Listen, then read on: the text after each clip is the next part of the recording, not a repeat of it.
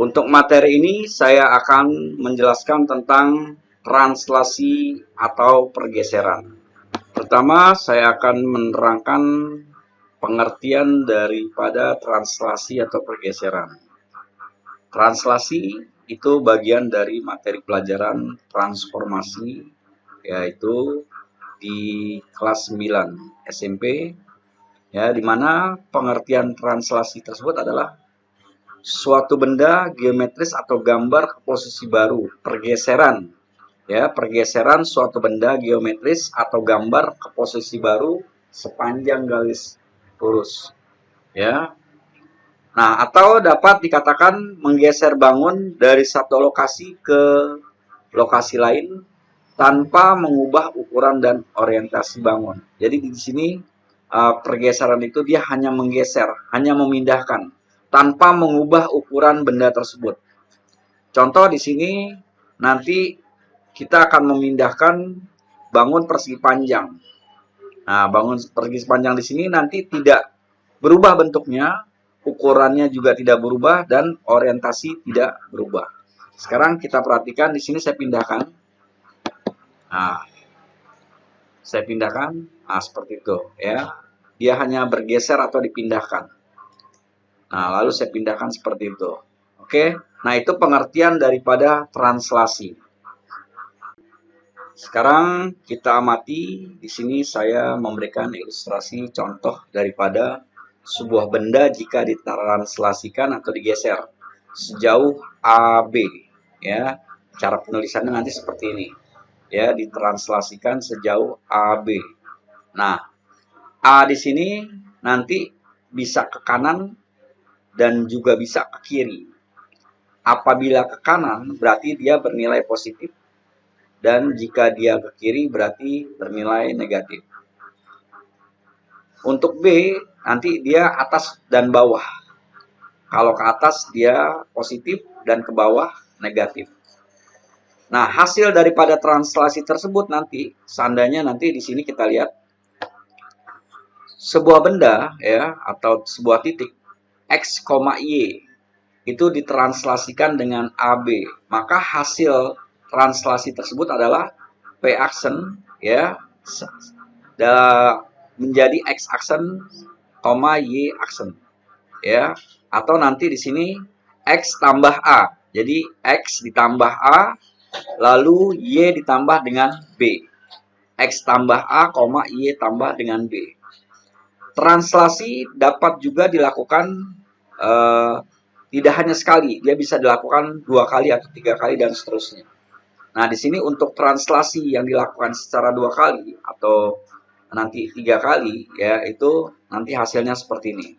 Contoh, sebuah titik X, Y, ya, itu ditranslasikan 2 kali. Ya, di sini T1 tambah T2.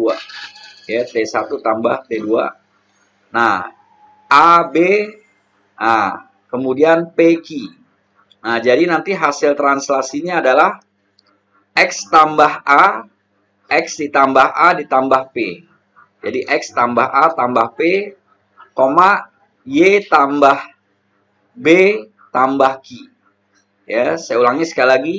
Hasil translasinya adalah P adalah X tambah A tambah P, Y tambah B tambah Q. Nah, itu jadi hanya nanti untuk translasi yang hanya dipindahkan sekali, maka X tambah A dan Y tambah B. Nah, seperti itu. Nah, nanti berikutnya akan saya berikan contoh-contohnya.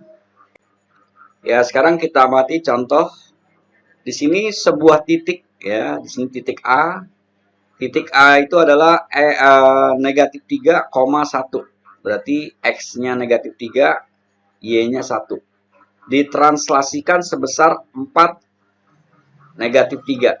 Ya, maka hasil translasinya adalah sebagai berikut, yaitu tadi X tambah A. Jadi negatif 3 ditambah 4. Ya, negatif 3 ditambah 4.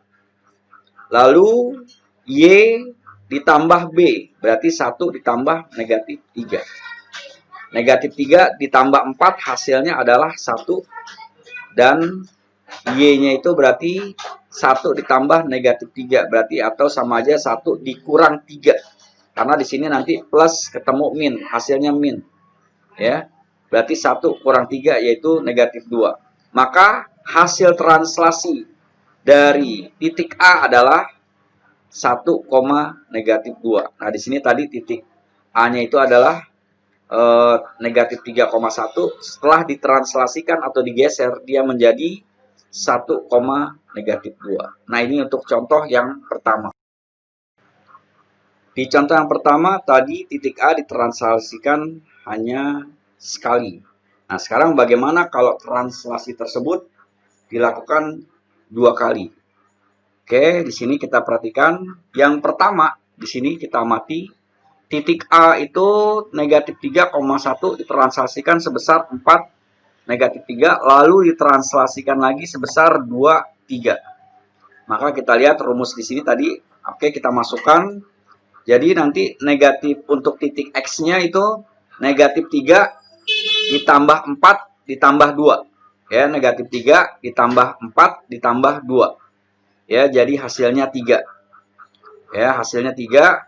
Nah, jadi karena di sini nanti negatif 3 tambah 4 itu kan 1. Lalu ditambah 2, jadi 3. Lalu untuk Y-nya itu, ya nanti hasilnya menjadi 1 ditambah negatif 3 ditambah 3. Nah, hasil menjadi 1. Sehingga apabila titik A negatif 3,1 ditranslasikan 2 kali, yang pertama dengan 4 negatif 3, lalu ditranslasikan lagi sebesar 2 dan 3, ya, 2, 3, maka hasilnya menjadi 3,1. Nah, ini gambarnya. Yang pertama ke sini, ya, lalu yang berikutnya ke sini. Nah, itu. Jadi hasil dari yang pertama yaitu 1, negatif 2, lalu ditranslasikan lagi menjadi 3,1. Nah, itu apabila ditranslasikan 2 kali. Contoh yang berikutnya, saya akan menyajikan contoh daripada sebuah bangun. Di sini saya ambil contoh bangun segitiga. Nah, segitiga ABC dengan titik A negatif 5,1, ya, negatif 5,1. Kemudian B-nya negatif 1,1 dan C-nya negatif 3,5. Akan ditranslasikan sebesar 3 negatif 4. Ya, maka hasil dari titik A itu adalah negatif 2, negatif 1. Ya, berarti negatif 5 ditambah 3, ya, hasilnya negatif 2. 1 ditambah negatif 4, hasilnya negatif 3. Untuk titik B, ya, itu nanti negatif 1 ditambah 3, hasilnya 2. Lalu negatif 1 untuk titik Y-nya, 1 ditambah negatif 4, hasilnya negatif 3. Lalu titik C itu negatif 3,5, ya, negatif 3,5. Nah, jadi negatif 3 ditambah 3, hasilnya 0. Kemudian 5 ditambah negatif 4, hasilnya 1.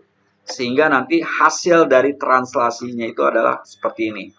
Di mana titik A, ya, yang tadinya negatif 5,1, ya, menjadi negatif 2,3. Lalu titik B negatif 1,1 menjadi 2, negatif 3.